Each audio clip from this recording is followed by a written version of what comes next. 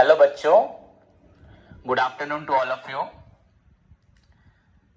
सो बच्चों, हम लोग पढ़ रहे थे आपका प्री इशू मैनेजमेंट, जो मैंने कल लास्ट प्रीवियस क्लास में बच्चों कंप्लीट किया था। So what are the services या हाउ बच्चों मर्चेंट बैंक्स आपका मैनेज करता है या किस प्रकार की सर्विस देता है बच्चों इन प्री इशू में। दैट इज बच्चों प्री इशू मैनेजमेंट, जिसके अंदर हमने बहुत सारे पॉइंट्स पढ़े थे। ऑलरेडी बच्चों मैं आपको बता चुका हूं कि merchant banker is a bank that deals with आपका कैपिटल मार्केट में जो सिक्योरिटीज बच्चों खरीदा या आपका बाइंग एंड सेलिंग होता है बच्चों, दैट इज बच्चों जैसे कि आपका किसी प्रकार का कमर्शियल लोन्स एंड आपका जो भी इन्वेस्टमेंट्स होता है उसमें वो हेल्प करता है। And the most important role बच्चों क्या होता है, merchant banker is involve in undertaking the responsibility of pre-issue management and post-issue management. So far as your pre-issue management is concerned, बच्चों, I already discussed with you in the previous class. In last two classes, बच्चों, I have discussed on that. I discussed on that particular बच्चों pre-issue management, and I taught you बच्चों the merchant banker how manage the pre-issue management by entering into an agreement with the आपका जो ईश्वर company होता है, ईशिंग company होता है। From the first point बच्चों that is your बच्चों आपका memorandum of understanding, then allocation of responsibility, उसके बाद आपका due diligence certificate, appointment of co managers, आपका अपॉइंटमेंट ऑफ अदर इंटरमीडियरीज, उनकी एबिलिटी को भी चेक करना है, then draft of a document, then dispatch of other आपका जो मटेरियल्स था, देन आपका नो कंप्लेंट सर्टिफिकेट, देन आपका जो नंबर ऑफ कलेक्शन सेंटर आपको डिसाइड करना, एंड उसमें से mandatory collection centre must be the 4 metropolitan आपका cities where the stock exchanges are available, where the stock exchanges are बच्चों अवेलेबल, एंड विच आर बच्चों आपके दिल्ली, मुंबई, कोलकाता, चेन्नई। मिनिमम बच्चों 4 होने चाहिए, and as per the requirements और द कंपनी वो जितनी चाहे आपका कलेक्शन सेंटर कर सकती है। देन आपका अपॉइंटमेंट ऑफ बच्चों ऑथराइज एजेंट था, एंड उसके बाद आपका मार्केटिंग की जरूरत थी, अंडर राइटिंग की जरूरत थी। देन आपको बोला बच्चों प्राइसिंग ऑफ आपका इश्यू ऑफ शेयर या डिवेंचर, जो भी प्राइसिंग होगा बच्चों आपका जो शेयर का, which is the most argumentative point बच्चों, बिकॉज पब्लिक आपका जनरल पब्लिक आपका जब आप इन्वेस्ट करना चाहती है तो ज्यादातर वो उसी पे ध्यान देती है। एंड बच्चे मैनेजमेंट ऑफ ए बुक बच्चों बिल्ड इशू, फाइनली बच्चों management of book build issue. So these are the points बच्चों I already discussed with you in the previous class in the pre-issue management, and you all know बच्चों the today's topic is our post-issue management। तो सभी student ध्यान से सुने। The post-issue management undertaken by बच्चों merchant banker, या what are the services rendered by the merchant banker बच्चों in the post-issue management, or you can say बच्चों the role of merchant banker in the post-issue management। So whatever may be the बच्चों question, the answer remains same। So what is post-issue management? So far as we know बच्चों, so far as our security is concerned, the issue of shares, that may be preferential equity share, issue of बच्चों debentures, bonds or any other security, it requires a complete बच्चों management, and which is undertaken by the merchant banker. That's why it is said there बच्चों, it is said that the merchant banker plays an important role in the post issue management. Now the point is how to बच्चों proper control, how to ensure an effective control over the post issue management. As you know, this is your FMIS topic, and we all are related to बच्चों accounting honors, but since it is बच्चों हमारे course में involve हुआ है तो हमें इसे पढ़ना पड़ेगा, but as an accounting student आपको इसकी जरूरत नहीं है, बट फिर भी हमारे कोर्स में ऐड हुआ है तो इस क्वेश्चन को पढ़ना पड़ेगा।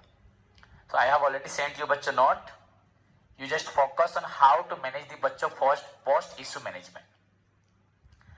सो बच्चों, what are the steps to be taken by the merchant banker after managing the pre issue in the post issue?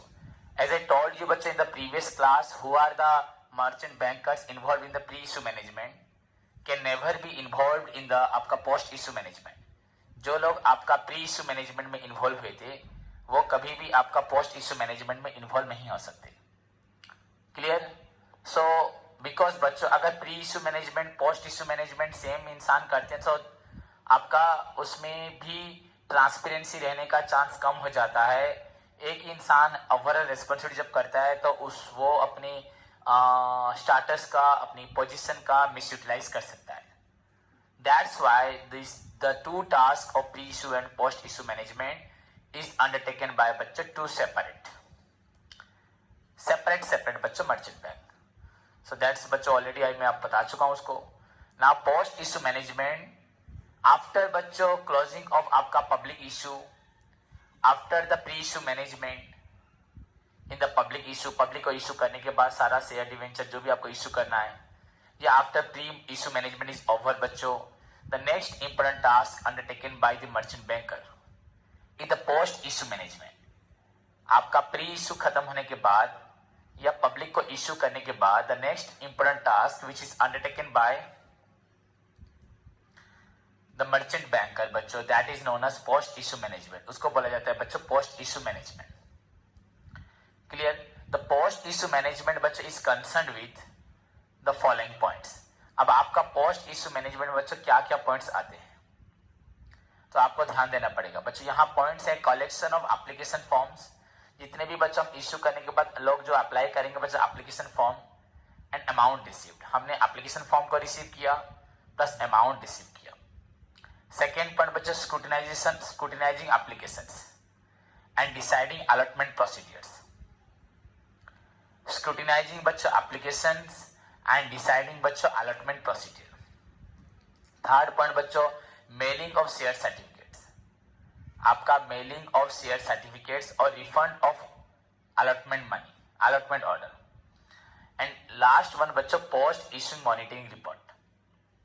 आपका पोस्ट इशू मैनेजमेंट में बच्चों पहला पॉइंट आता है collection of application forms and amount received. आपको application form receive किया, आपने amount receive किया, तो हम इस पॉइंट को अभी डिटेल में पढ़ेंगे।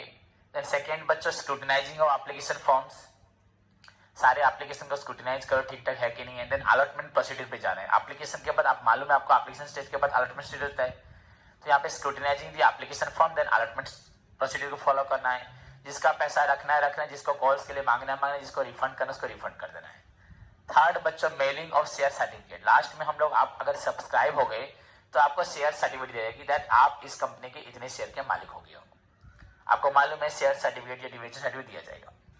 And deciding the allotment procedure, उसके बाद वो लोग कैसे पैसा देंगे वो डिसाइड किया जाएगा। एंड उसके बाद बच्चों पोस्ट इशू मॉनिटरिंग, फाइनली बच्चों आपका पोस्ट इशू मॉनिटरिंग किया जाएगा। तो इन चार स्टेप्स को बच्चों ओनली हमें पढ़ना है आपका पोस्ट इशू मैनेजमेंट में। सो द फर्स्ट पॉइंट बच्चों आपका collection of application and collection of बच्चों आपका एप्लीकेशन मनी या अमाउंट रिसीव जो हमने किया है। So collection of application form and बच्चों amount receive.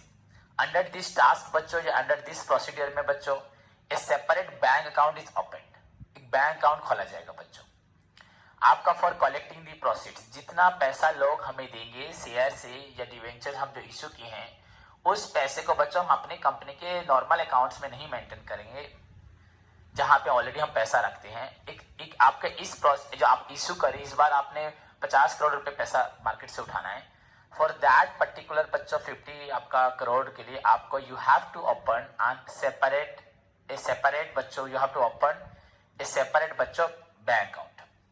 Clear? To receive the बच्चों प्रोसीड्स। बिसाइड दिस आपको सारे पॉइंट याद रखनी है, वेरी इंटरेस्टिंग, आपको बहुत आज अलग सा पढ़ाई पढ़ने को मिल रहा है। तो पहली बात तो मैंने बोला बच्चों आपका पोस्ट इशू मैनेजमेंट में जो कलेक्शन ऑफ एप्लीकेशन एंड आपका जो अमाउंट होगा, फॉर दैट आप लिखोगे for collection of application and बच्चों amount we have to the companies required to बच्चों open a separate bank account. Clear? Beside this the date of opening and closing of the subscription. आप जब लोगों को subscription देने के लिए issue करते हो, जैसे आपका कॉलेज में एडमिशन स्टार्ट होता है 1 तारीख से लेकर 5 तारीख तक, फर्स्ट हुआ है 1 से लेकर 10 तारीख तक, तो वैसे बच्चों वहां पे आप लिखोगे beside is the opening date of subscription and closing date of subscription. List should be बच्चों intimated by informed बच्चों to all the collecting center, to all the बच्चों controlling आपका branches, आपके जितने भी ब्रांच ओवर दी कंट्री में होंगे जो आपके कलेक्शन में इन्वॉल्व हैं, तो उनको बोल दिया जाएगा कि आपका कब से कलेक्शन स्टार्ट होगा, कब से कलेक्शन एंड होगा। तो आप मेरी बात को ध्यान सुने। पहला पॉइंट तो मैंने आपको बताया कि आपको for the collection of the capital या जो भी अमाउंट बच्चों फ्रॉम दी आपका शेयर इशू या डिवेंचर इशू से होता है, for that you have to open a separate bank account. Again बच्चों सेकेंड पॉइंट बोला गया कि आपका जितने भी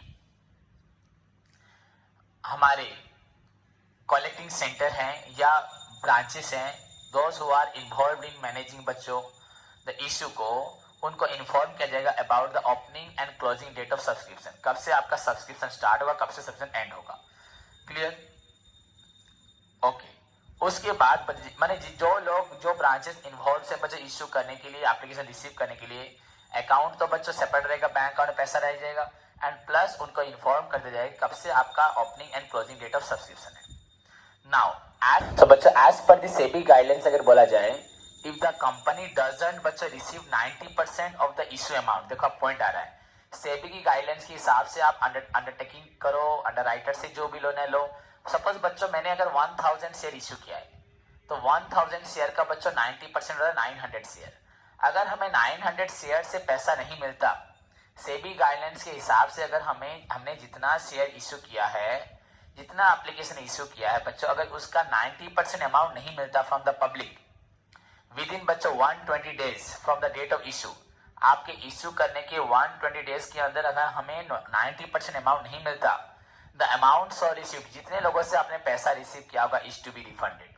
देखो this is the first point में आ रहा है। फर्स्ट पॉइंट आपका collection of application form and amount. For this बच्चों you have to open a separate bank account, then you have to inform about the opening date of आपका subscription and closing date of subscription to the collecting बच्चों all the आपका managing branches as well as बच्चों जो collecting bank होगा। then बच्चों as per the SEBI guidelines या SEBI rules regulation, if the company doesn't receive the 90% of the बच्चों issue of आपका capital, हाँ, within 120 days from the date of issue, date of issue से बच्चों अगर 120 days के अंदर रिसीव नहीं होता, the amount so received is to be refunded. जो पैसा रिसीव हुआ होता है बच्चों इज टू बी रिफंडेड, उसको रिफंड करना पड़ता है। Here the company is not liable, यहाँ पे कंपनी लायबल नहीं होती, हाँ, to return the money with interest. अगर आप 120 डेज के अंदर पैसा रिफंड कर देते हो, so the company is not liable to return the money with interest. But if such money is not repaid within the 10 days after the 120 days, आपको 120 days के पर बच्चों अगर 120 days प्लस 10 days बच्चों 130 days, अगर फिर भी अगर मनी बच्चों 130 days के अंदर नहीं मैंने आप रिफंड कर दी एंड आपका 90% तक अगर नहीं हुआ आता है, देन द जॉइंट आपका जो डायरेक्टर्स होते हैं बच्चों jointly and severally liable to आपका पे मनी विद इंटरेस्ट। तो उनको उस समय पे आपको मनी के साथ इंटरेस्ट देना पड़ेगा। तो आप देखो बच्चों पहला पॉइंट जो था आपका collection of application form and बच्चों आपका अमाउंट रिसीव। तो इसके लिए पहली बात तो आपको सेपरेट बैंक अकाउंट खोलना पड़ेगा for collecting all the proceeds of the issue, जितना भी आपको प्रोसीड्स मिलेगा पैसा उसके लिए अकाउंट खोलना पड़ेगा। सेकेंड पॉइंट बच्चों डिसाइड दिस, आपका ओपनिंग अकाउंट खोलने के साथ बैंक अकाउंट खोलने के साथ बच्चों opening date of issue of आपका subscription and end of subscription बच्चों मस्ट बी इन्फॉर्म्ड। आपका जितने भी ब्रांचेस होंगे, जितने भी आपके जो भी आपके जो मैनेज करे बच्चों इश्यू को, प्लस बच्चों कलेक्टिंग बैंक को इन्फॉर्म किया जाएगा। Then as per the SEBI guidelines बच्चों अगर कंपनी 90% ऑफ द बच्चों इश्यू अमाउंट नहीं रिसीव करती, of the issue share security जो भी है रिसीव नहीं करती फ्रॉम द पब्लिक बच्चों within 120 days from the date of issue, then बच्चों द अमाउंट सो रिसीव, जो अमाउंट रिसीव हुआ होता है that is to be refunded. And अगर बच्चों आप रिफंड करते हो तो you are not liable to pay बच्चों any interest. But if you can not refund the money after 120 days के बाद विद इन 10 डेज, अगर 10 डेज के अंदर नहीं कर, दैट मीन्स ओवरऑली बच्चों 130 डेज के अंदर अगर आप मनी रिफंड नहीं करते, then the directors of the company are jointly and severally liable to बच्चों pay money along with the interest. So that is the बच्चों फर्स्ट पॉइंट। होप सभी स्टूडेंट्स को अच्छे समझ में आया होगा, किसी का भी कोई डाउट नहीं होगा। ओके, तो फर्स्ट पॉइंट जो बच्चों कलेक्टिंग जो है आपका एप्लीकेशन फॉर्म एंड बच्चों अमाउंट रिसीव्ड। सेकेंड अगर आपका 90% से ज़्यादा रिसीव होता है, अब आप बोलोगे सर अंडरराइटर का काम क्या, हाँ अंडरराइटर का काम जो है वो तो करेगा, ठीक है, पर ये सपोज अंडरराइटर पहले नहीं था तो पोस्ट इश्यू मैनेजमेंट ऐसे ही होता था। देन सेकेंड पॉइंट बच्चों scrutinising the application form and deciding the allotment procedure. Second point हमें एप्लीकेशन फॉर्म को बच्चों स्क्रूटिनाइज करना है एंड उसके बाद जो अलॉटमेंट प्रोसीजर होते हैं एप्लीकेशन स्टेज के बाद उसको डिसाइड करना है। बच्चों the allotment shall be subjected to allotment in marketable lots. जो बच्चों अलॉटमेंट होगा बच्चों शैल बी सब्जेक्ट टू बच्चों allotment in marketable lots on a proportionate basis. जो बच्चों अलॉटमेंट होता था बच्चों दैट शैल बी बच्चों subject to allotment in marketable lots. Marketable lots मतलब बच्चों आपका जिससे भी देखो, सपोज मैंने आपको बोला था पढ़ाया बच्चों ओवर सब्सक्रिप्शन होता है, अंडर सब्सक्रिप्शन होता है, तो बच्चों आपका मार्केटेबल में लॉट्स मतलब कितना हमने शेयर रिसीव किया है, ओवर सब्सक्रिप्शन हुआ है कि कम हुआ है, जो भी हो ऑन ए प्रोपोर्शनेट बेसिस में बच्चों आपका अलॉटमेंट होता है। So allotment shall be subject to allotment in बच्चों पहले तो मार्केटेबल लॉट्स मतलब कितना मिला है एंड ऑन ए बच्चों प्रोपोर्शनेट बेसिस। अगर जैसे कि मैंने बोला 4 लोगों को अप्लाई किया था, 5 लोगों से पैसा मिला, तो बच्चों 5 लोगों से ही वही उसी पैसे को एडजस्ट करेंगे जो हमने पढ़ा था बच्चों प्रोराटा अलॉटमेंट में। सो एप्लीकेशन शैल बी बच्चों categorised on the basis of number of applications आपका अप्लाइड शेयर्स। हमने एप्लीकेशन को बच्चों हम कैटेगराइज करेंगे ऑन द बेसिस ऑफ जितने भी आपके number of applications applied share थे, कितने शेयर थे बच्चों उसके बेसिस पे हम एप्लीकेशन को कैटेगराइज करेंगे। The total number of share to be allotted to each category, मतलब हम लोग एप्लीकेशन रिसीव करने के बाद उसे कैटेगरी करेंगे। तो अलॉटमेंट जो होगा बच्चों जैसे हम लोग बोलते हैं एडमिशन के टाइम पे पहला फर्स्ट एडमिशन हुआ, मतलब क्या बोलते हैं उसको, आपका पहला इतने बच्चों का एडमिशन होगा, सेकंड उतने बच्चों का एडमिशन सबको ही होगा। तो पहले बच्चों application shall be categorised on the basis of बच्चों नंबर ऑफ अप्लाइड शेयर, कितने शेयर अप्लाइड किए थे उसके बेसिस पे हम लोग एप्लीकेशन को बच्चों कैटेगराइज करेंगे। The total number of share जो होंगे बच्चों टू बी आपका जो भी अलॉटेड टू ईच कैटेगरी, जितने शेयर्स होंगे बच्चों आपका ईच कैटेगरी को as a whole shall be arrive on a proportionate basis. हम सपोज उसको जो एप्लीकेशन मिला होगा उसको हम 3-4 भाग में कैटेगराइज करेंगे, पहले अलॉटमेंट इसका होगा या उसके बाद सेकंड होगा उसके बाद थर्ड होगा।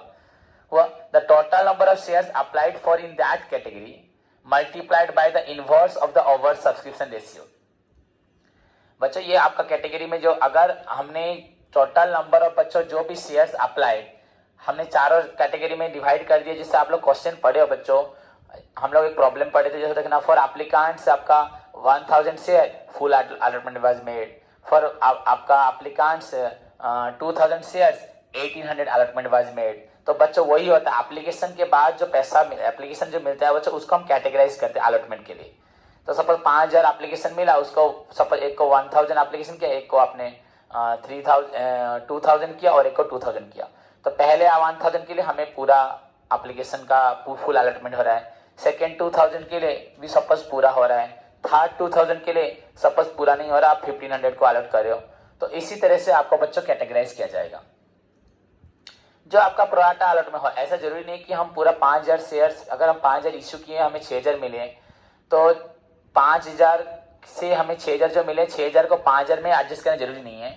वो एक्स्ट्रा जो 1000 है उसको आप कहीं पे भी एडजस्ट कर सकते हो। 3 कैटेगरी 4 कैटेगरी करते उस एक्स्ट्रा मनी को कुछ लोगों के साथ एडजस्ट कर सकते हो, जरूरी नहीं कि सारे। तो प्रोराटा अलॉटमेंट ऐसा जरूरी नहीं कि हमें जो एक्स्ट्रा मनी मिली है उसको सभी लोगों के साथ एडजस्ट करेंगे, कहीं पे फुल अलॉटमेंट हो जाएगा, कहीं पे पार्टली अलॉटमेंट होगा। समझ में आया? तो that is the second point. Suppose यहाँ पे अगर लिखा जाए total number of applicants in category बच्चों ऑफ 100 to 500 जो आपका है, the total number of shares applied for बच्चों 1,50,000, number of times over subscribe बच्चों आपका हुआ 3, तो प्रोपोर्शनेट अलॉटमेंट टू कैटेगरी बच्चों होगा 1,50,000 इंटू 1/3 इक्वल टू 50,000।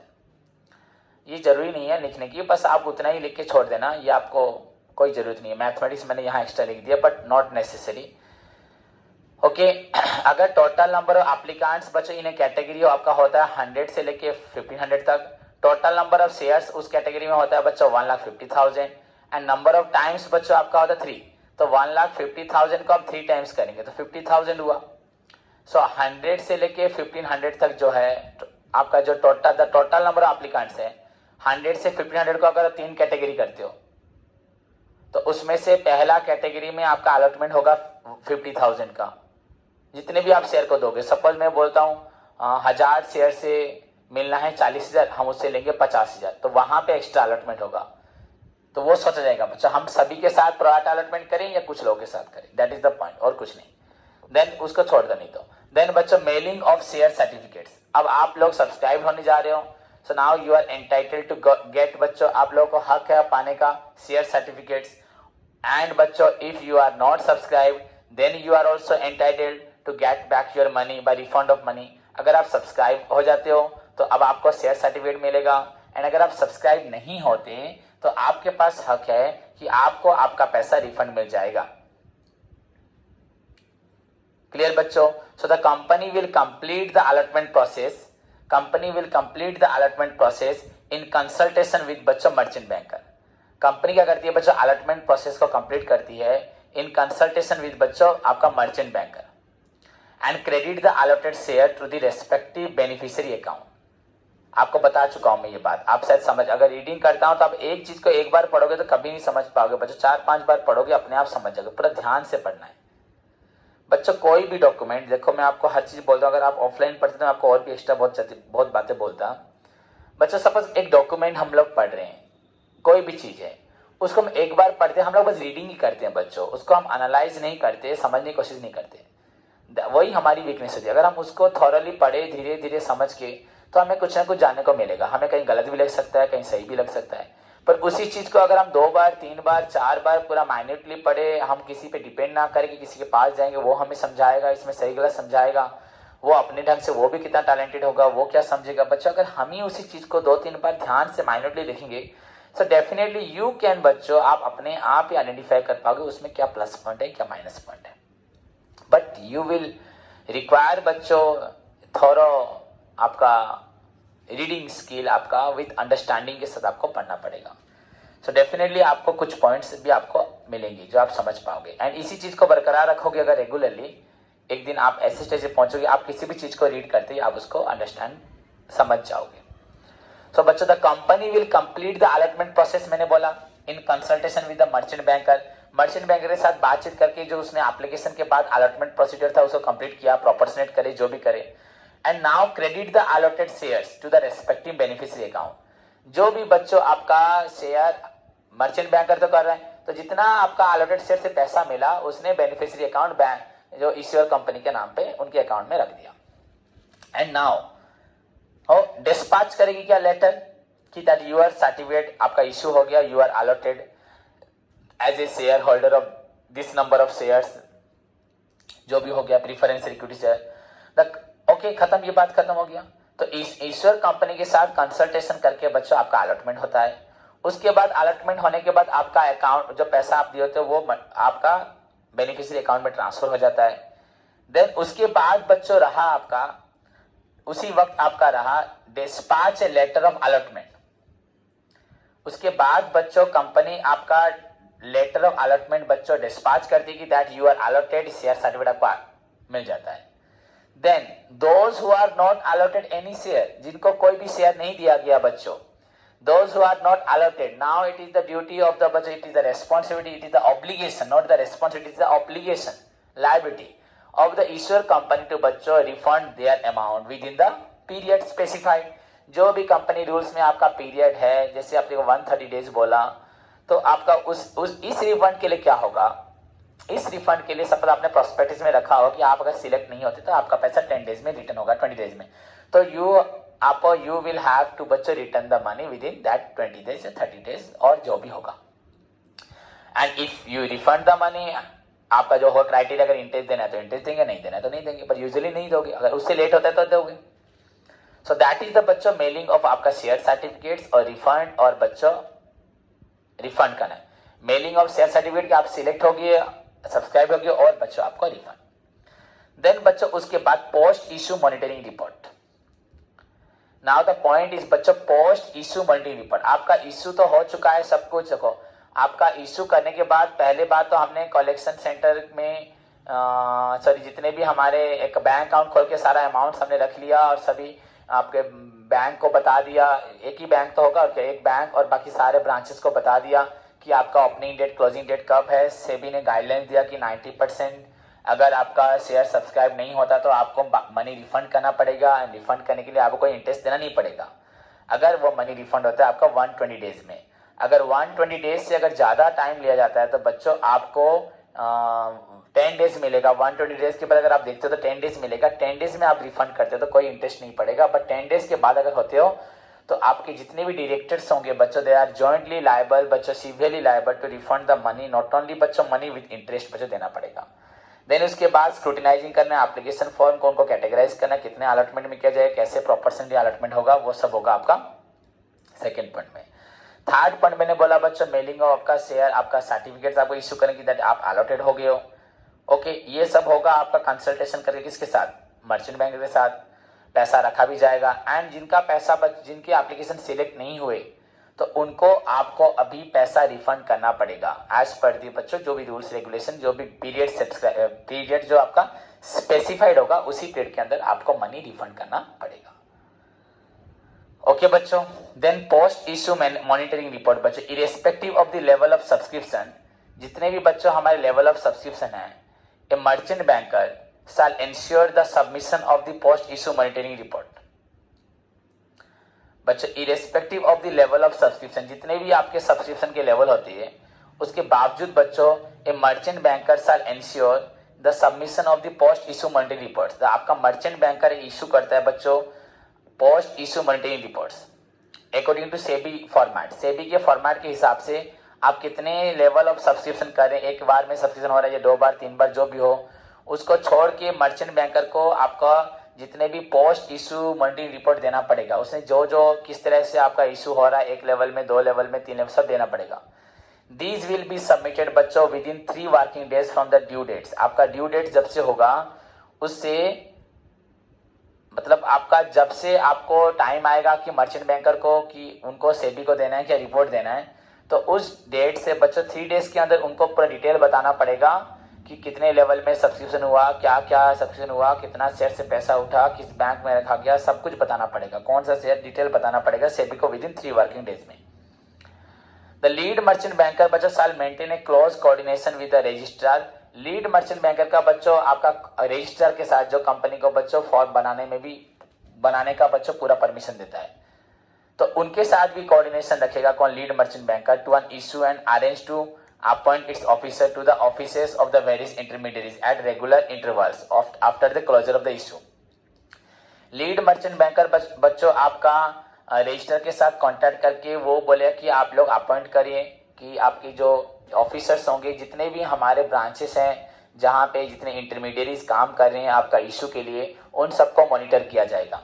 ये कहीं पे भी किसी तरह से पब्लिक से, जनरल पब्लिक से जो पैसा लिया गया कहीं पे मिसयूटिलाइज या कोई हेराफेरी ना हो। तो देखो कितनी बड़ी रेस्पॉन्सिबिलिटी है आपका लीड मर्चेंट बैंकर का। इसके लिए वो रजिस्ट्रार से परमिशन लेके बच्चों ऑफिसर्स को अपॉइंट करवाएगा हर एक इंटरमीडियरी के लिए, कि हर एक इंटरमीडियरी रेगुलर मैंने जो अपना काम ठीक से कर रहे हैं कि नहीं कर रहे, उनको रेगुलरली बच्चों मॉनिटरिंग करता रहेगा। इश्यू होने के बाद पैसा जो रिसीव किया है तभी तो आगे पब्लिक का पैसा सेव रहेगा।